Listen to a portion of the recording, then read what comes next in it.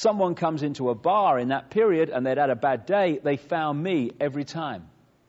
And then I realized, and I started to ask a few questions, what's the common denominator of all these angry confrontations? Oh, yes, it's you.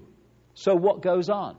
What's causing them? Why? I started to realize, because I was angry, I was attracting anger. There was a lovely song that I came across by an American group which said, if you hold anger, guess what comes to you? A lot of very angry people do. And I certainly know that to be true. And when I've observed my own life and the lives of others, it's very obvious that what they're putting out in their state of being is creating their physical life. And there's nothing more debilitating, more controlling and limiting than the victim mentality. We're encouraged by this manipulation throughout our lives to see ourselves as victims, to blame someone else. Oh, I'm a victim, I'm in this situation because of A, B, C, D, and on it goes.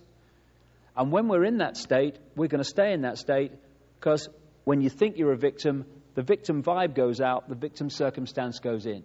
When you say, hey, I'm not a victim, I'm in control of my life, I've created these circumstances I don't like, therefore I can create circumstances I do. At that point, the victim mentality is gone. Victim circumstances stop being attracted, and suddenly people come into your life who are just the people you need to get you out of the circumstances you don't like.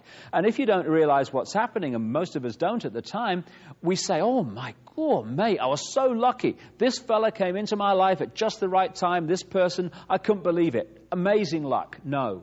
You pulled them in because your state of being had changed and you synced with what you needed to get out of that situation.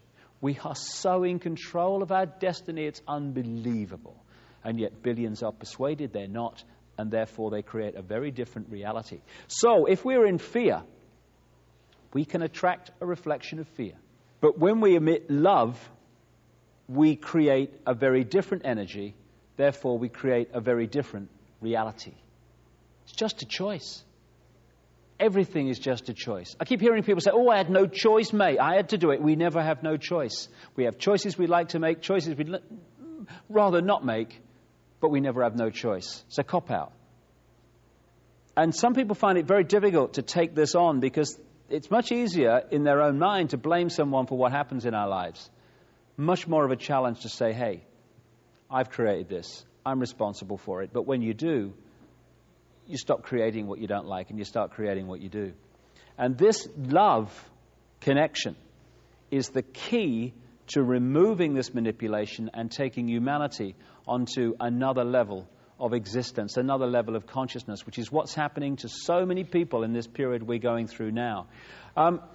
There's been some tremendous science that's going on over the last few years and is going on now.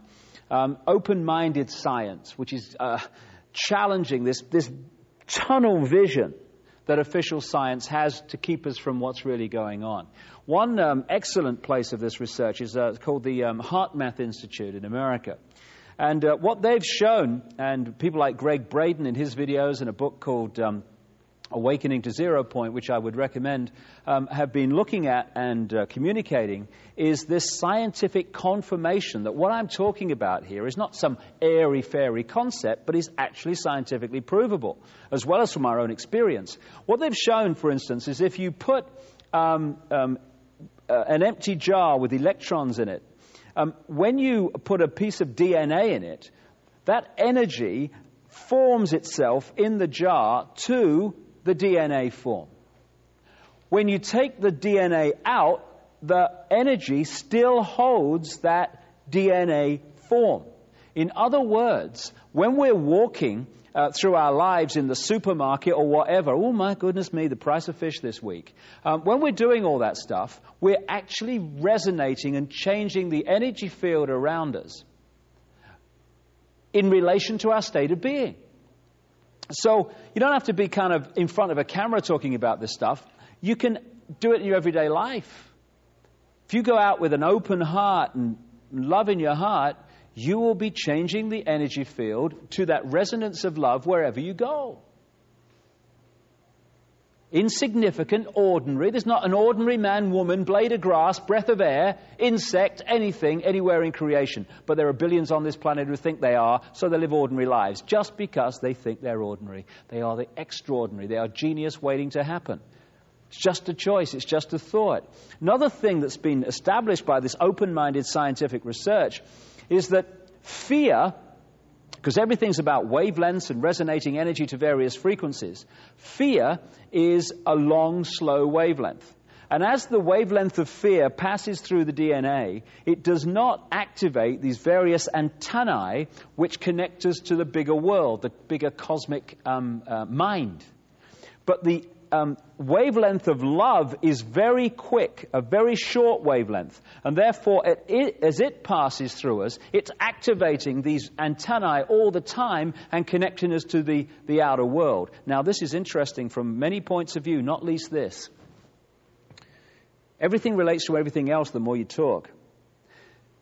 The reason, or one key reason, why the imposition of fear and the manipulation of fear has been imposed upon the human race all these thousands of years since this control began is because it comes from a level of knowledge that understands how these things work.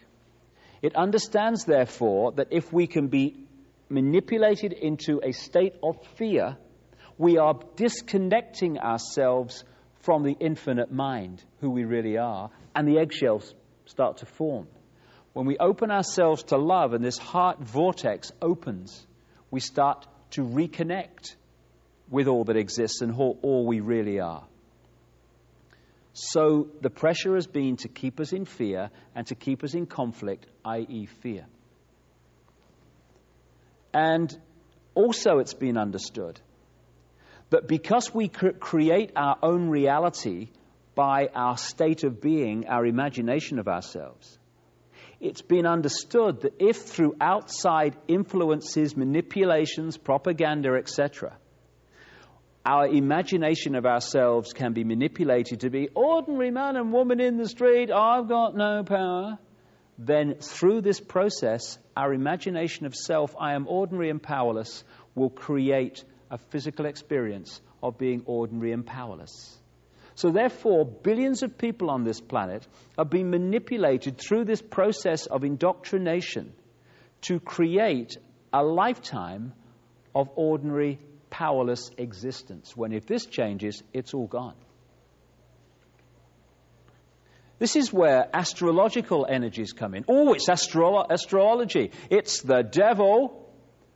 Why has religion been used so much to convince people that astrology is the devil? Oh, my goodness me. Because we're not supposed to realize the power of astrology. If you look at an astrological reading in a tabloid newspaper, we're not interested. But when you look at it as a science, it's very simple.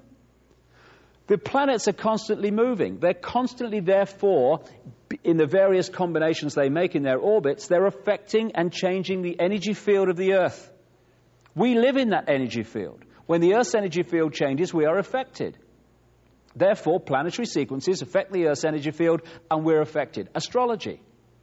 So when we're born at a certain time in a certain place, when we're born, some people say conception, I wouldn't dismiss that. When we're born, however, we take on the energy field in that place at that time. And as we go through our lives, that energy field we took on at birth, because of the place and the time we were born, and the places of the planets were at that time, then that interacts with the planetary movements through our lives in a different way to someone born 10 minutes or 10 months later or 10 years later at a different time, because they would have taken on a different energy field because the planets were in a different place. Therefore, the planetary energy field of the Earth would have been different at the time they were born. And so we interacted in different ways through our lives. This is why they've shown so often, again and again and again, that twins that are separated at birth, when they find each other in adult life, the lives they've led and the things that they've done have been incredibly similar, because they took on basically the same energy field at birth.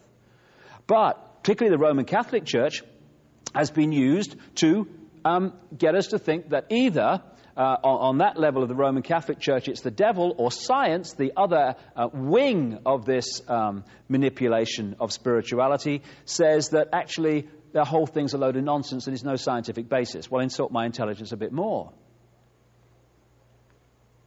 Why is it, if it's a nonsense, does this brotherhood have key times, key places to have its summits, its economic collapses, its meetings, to set up its companies? Why have I met